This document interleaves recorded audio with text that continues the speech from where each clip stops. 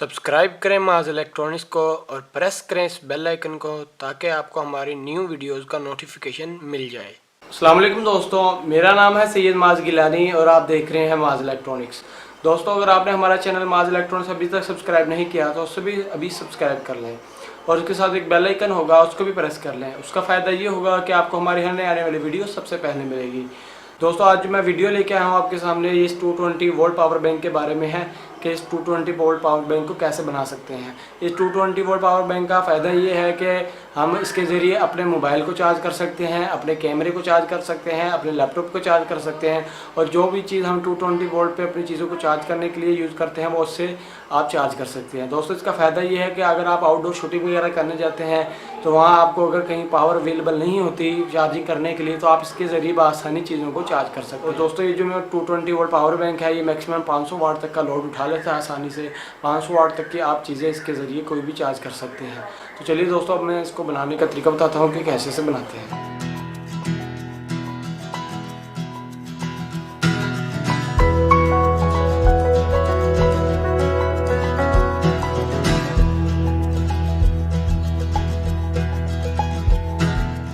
तो लीजिए दोस्तों, 220 वोल्ट पावर बैंक बनाने के लिए हमें जिस सामान की ज़रूरत है उसके बारे में आपको बता देता हूँ। सबसे पहले हमें एक इन्वर्टर चाहिए होगा।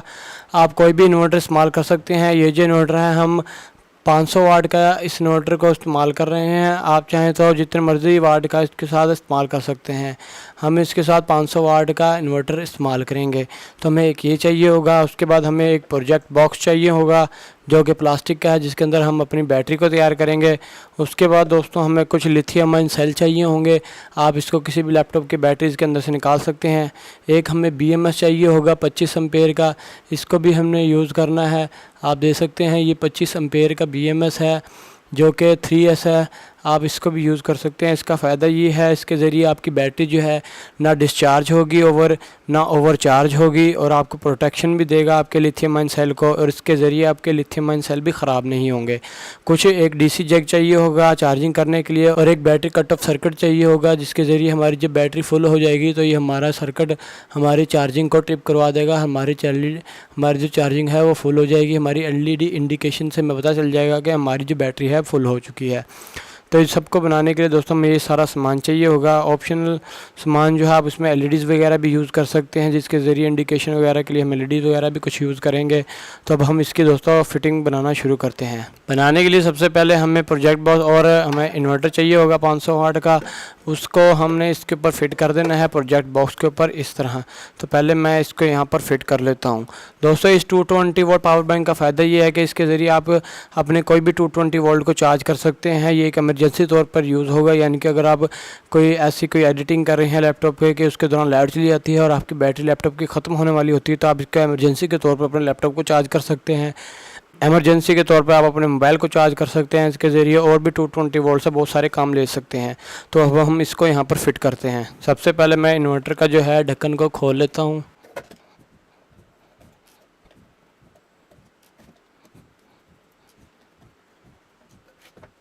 खोलने के बाद देख सकते हैं हमने इसको खोल लिया है। उसके बाद हमने यहाँ पर कुछ सुराख करने हैं जिसके ज़रिए हम अपने इस इन्वर्टर को इस बॉक्स के ऊपर फिट कर देंगे।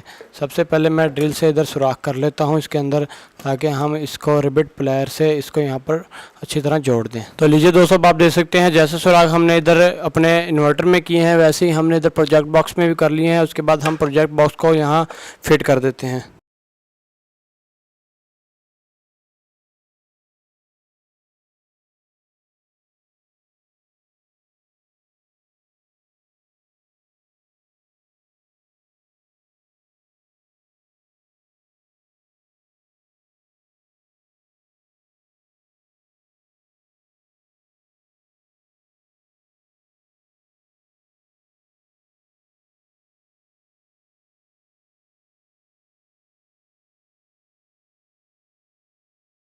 तो लीजिए अब आप देख सकते हैं हमने इसको यहाँ पर अच्छी तरह फिट कर लिया है। यहाँ पर रिपटें अच्छी तरह लग चुकी हैं। 4 रिपटें जो हमने लगा दी हैं और ये मज़बूत तरीके से यहाँ पर जुड़ चुका है। तो अब हमने ये करना है, इसके जो ये टर्मिनल है इनको हम खोल लेते हैं। इनको हमने निकाल देना है, इसको हमने यूज़ नहीं करना, क्योंकि जो हमने इसकी वायरिंग करनी है तमाम के तमाम अंडरग्राउंड ही करनी है, कोई भी तार नज़र ना आए।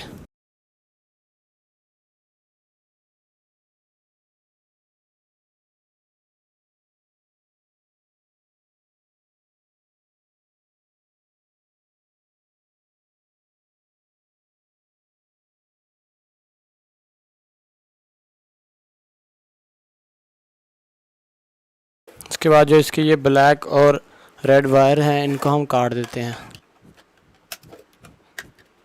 इनको काटने के बाद अब हमने यहाँ पर 2 सुराख और करने हैं, जिसके ज़रिए हमारी जो हैं तारें हैं वो यहाँ से नीचे चली जाएंगी प्रोजेक्ट बॉक्स के पास। तो लीजिए अब आप देख सकते हैं हमने यहाँ पर 2 सुराख कर लिए हैं। इन 2 सुराखों के ज़रिए जो हमारी नेगेटिव जो पॉजिटिव वायर जो है वो यहाँ से नीचे आ जाएगी और यहाँ पर हमारी बैटरी वगैरह के साथ अटैच हो जाएगी। उसके बाद हमने बैटरी तैयार करनी है। बैटरी तैयार करने के लिए हम कम से कम उसके बाद जो हमने यूज़ करनी है इसके अंदर लिथियम आयन यूज़ करने हैं, जो कि हमारे लैपटॉप की बैटरी से निकले हुए सेल हैं। इन सेलों में से जो अच्छे सेल होंगे 3.7 या 5 वोल्ट का, उन्हें हमने निकाल लेना है। हमने टोटल 12 सेल निकालने हैं। उसके बाद हमने 4-4 सेल का जोड़ा बना देना है। हमने 4-4 के 3 जोड़े बनाने हैं। 4-4 सेलों के 3 जोड़े बनाने का उन तीनों को हमने सीरीज़ में जोड़ देना है। मैं आपको दिखाता हूँ कि कैसे बनाने हैं। तो लीजिए आप देख सकते हैं हमने इसको 4-4 सेलों के जोड़े बना लिए हैं। ये 4 सेल ये हैं, 4 सेल ये हैं, 4 सेल ये हैं। इनको आपस में सीरीज़ में जोड़ दिया है। इनको जोड़ने के बाद अब हमने इन सेलों को अपने इस बॉक्स में यूज़ करना है, जो कि हमारा प्रोजेक्ट बॉक्स है। ये हमारा प्रोजेक्ट बॉक्स है, इसको हमने यहाँ पर जोड़ देना है। ये 4-4 के जोड़े जो हैं ये टोटल सीरीज़ में लगे हुए हैं। इसको हमने यहाँ इस तरह इसके अंदर फिट कर देना है। फिट करने के बाद यहाँ पर हमारा BMS और हमारा रिले मॉड्यूल भी आ जाएगा। तो सबसे पहले हम यहाँ से जो है अपने इन्वर्टर की तारें बाहर निकाल लेते हैं। सबसे पहले जो है मैं ये ग्राउंड वायर को जोड़ लेता हूँ इन्वर्टर के साथ।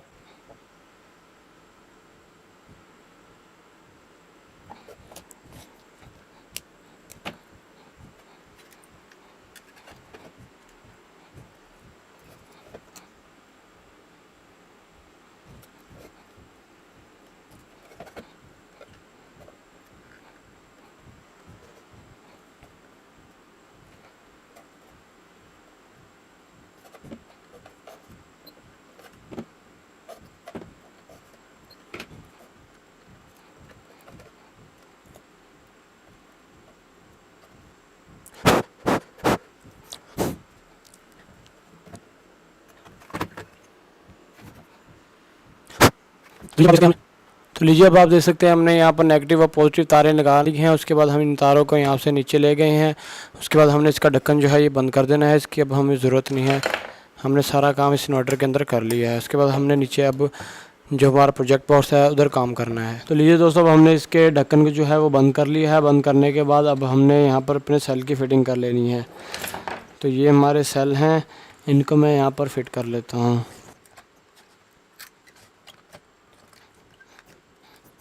इनको इस तरह मैंने यहाँ पर फिट करना है। सबसे पहले मैं यहाँ पर डबल टेप लगा लेता हूँ।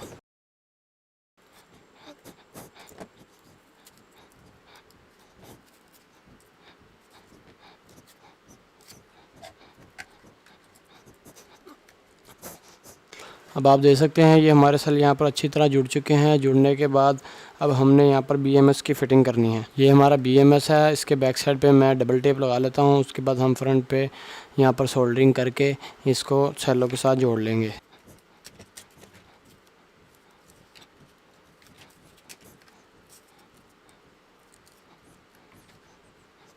अब आप देख सकते हैं मैंने यहाँ पर BMS को अच्छी तरह जोड़ दिया है। जोड़ने के बाद अब हमने इसकी वायरिंग कर लेनी है। वायरिंग करने से पहले सबसे पहले मैं जो है इन्वर्टर की जो तारें हैं उनको जोड़ लेता हूँ। तो मेरे ये इन्वर्टर की नेगेटिव तार है, इसको मैं यहाँ जोड़ लूँगा। उसके बाद ये मेरे इन्वर्टर की पॉजिटिव तार है, इसको मैं यहाँ जोड़ दूँगा। ये हमने BMS में जोड़नी है, क्योंकि जब हमारा सेल ओवर डिस्चार्ज हो जाएंगे, जब हमारे सेल डिस्चार्ज होने लगेंगे तो हमारे BMS हमारे सेलों को ओवर चार्ज होने से बचाएगा और जो इन्वर्टर जो है वो ऑफ़ हो जाएगा। तो लीजिए अब आप देख सकते हैं हमने यहाँ पर जो है पॉजिटिव तार भी जोड़ लिया और नेगेटिव भी जोड़ लिया। इन दोनों को जोड़ने के बाद अब हमने इनको सेलों के साथ वायरिंग कर देनी है।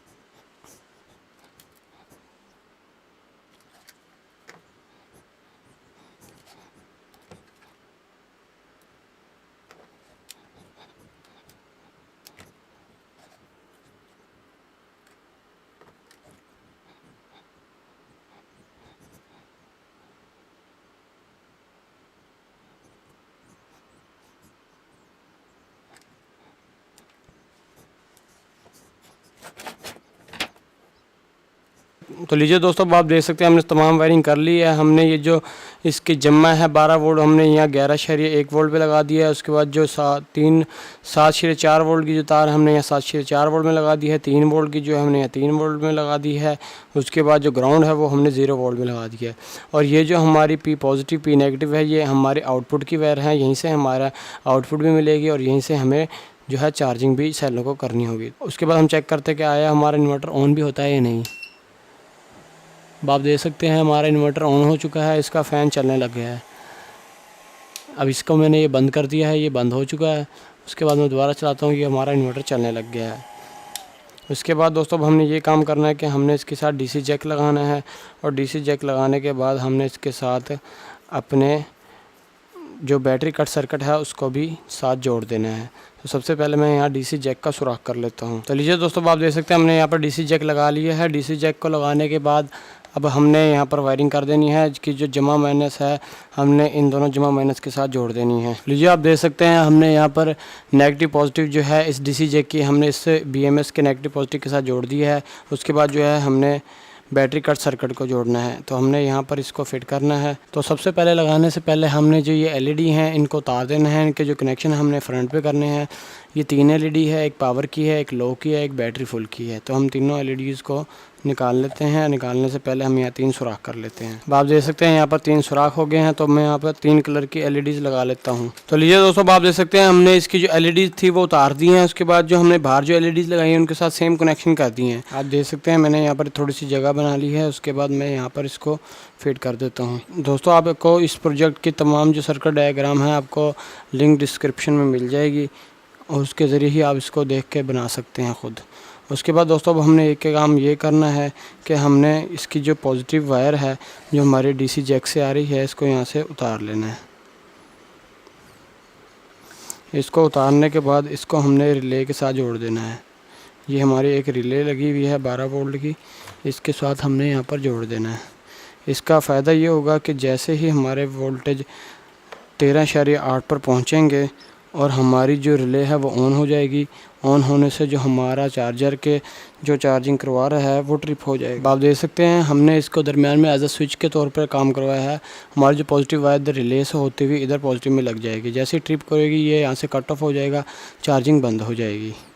तो इसके बाद अब हमने इसको यहाँ से बंद कर देना है। बंद करने से पहले हमने इस सर्किट की जो है पॉजिटिव और नेगेटिव जो वायर हैं उनके कनेक्शन नहीं किए। उनको हम किसी भी वायर के साथ कनेक्शन कर दे देते हैं। आप देख सकते हैं जैसे मैंने जो कनेक्ट किया है हमारी LED चलना शुरू हो गई है। ये हमारी रेड जो है पावर की है, येलो जो है हमारी लो बैटरी की है, ग्रीन जो है फुल बैटरी की है। तो इसके बाद मैं अब इसके ढक्कन को फिट कर देता हूँ।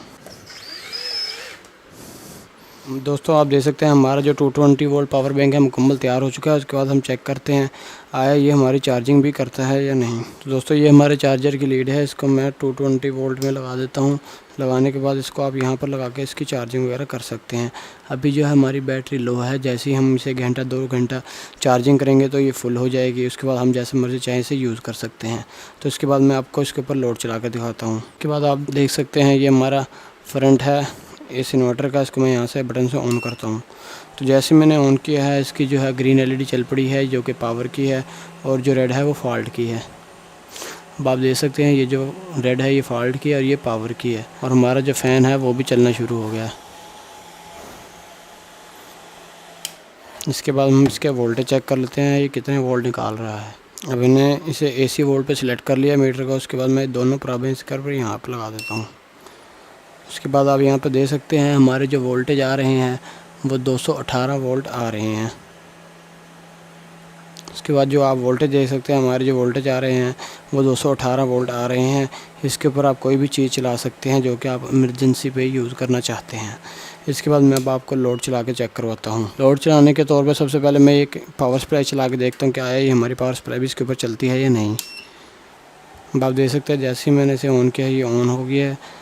आप इसे चेक कर सकते हैं इसके वोल्टेज वगैरह। और उसके बाद अब हम इसके ऊपर कोई और चीज़ चला के चेक करते हैं। इसके बाद दोस्तों मैं आपको इसके ऊपर हैवी लोड चला के दिखाता हूँ। ये हमारा जिक्सा है जो कि वीडियो कंपनी का है।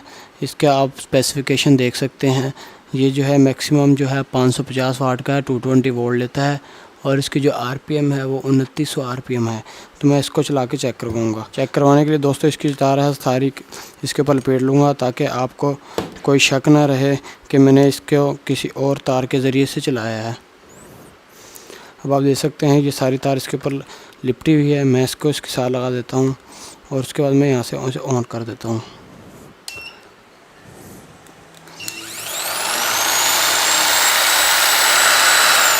आप देख सकते हैं इसको आप किसी भी तरीके से चला सकते हैं।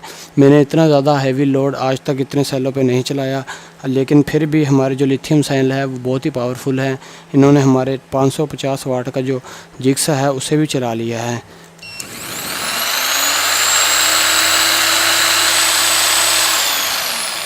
आप इसके साथ चाहें तो और भी इस पर कोई भी लोड और चला सकते हैं। कोई भी हैवी लोड 500 वाट तक का बेहतरीन तरीके से इसके साथ चला सकते हैं। अगर आप कहीं ड्रिलिंग वगैरह करने जा रहे हैं, 220 वोल्ट पे ड्रिल करना चाहते हैं, तो आप इसके साथ ड्रिल वगैरह भी कर सकते हैं। उसके बाद दोस्तों मैं आपको एक और हैवी लोड चला के दिखाता हूँ, जो कि हमारा ग्राइंडर है। ये फुल साइज़ का बड़ा ग्राइंडर है। इसको मैं चला के दिखाऊँगा। स्विच स्पेसिफिकेशन आप देख सकते हैं। ये एंगल ग्राइंडर जो है ये 1250 वाट का है। इसके 9000 RPM है। अब हम इसे चेक करते हैं कि आया ये हमारे ग्राइंडर को भी चला लेता है या नहीं। इसको भी चेक करने के लिए मैं इसकी जो तार है इसके ऊपर लपेट लेता हूँ अच्छी तरह, ताकि आपको इसका भी कोई शक ना रहे।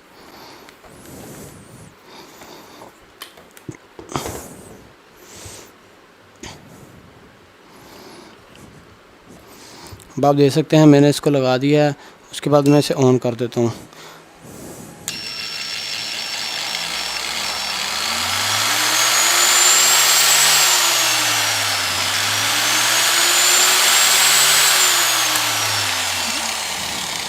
अब आप देख सकते हैं हमने इसको भी चला लिया है, लेकिन जो हमारा जो इन्वर्टर है वो 500 वाट का है, इसलिए इसका लोड ज़्यादा उठा नहीं सकता। इसकी जो फॉल्ट की LED है वो चलना शुरू हो जाती है। तो ये ज़्यादा कम से कम 500 वाट तक का ही लोड उठा सकता है आसानी से। इससे ज़्यादा लोड उठा तो लेगा, लेकिन वो फुल स्पीड से उसे चला नहीं सकेगा काफ़ी देर तक। तो इसलिए आप इस पे 500 वाट का ही लोड डालें, ताकि आप इसको काफ़ी देर टाइमिंग ले सकें। दोस्तों उम्मीद करता हूँ कि आपको हमारी वीडियो पसंद आई होगी। हमारे चैनल माज इलेक्ट्रॉनिक्स को ज़रूर सब्सक्राइब करें, लाइक करें, शेयर करें, ताकि आपको इस तरह की एक्साइटिंग वीडियो देखने को मिलती रहें। दोस्तों हमारी वीडियो देखने का बहुत शुक्रिया। अल्लाह हाफिज़।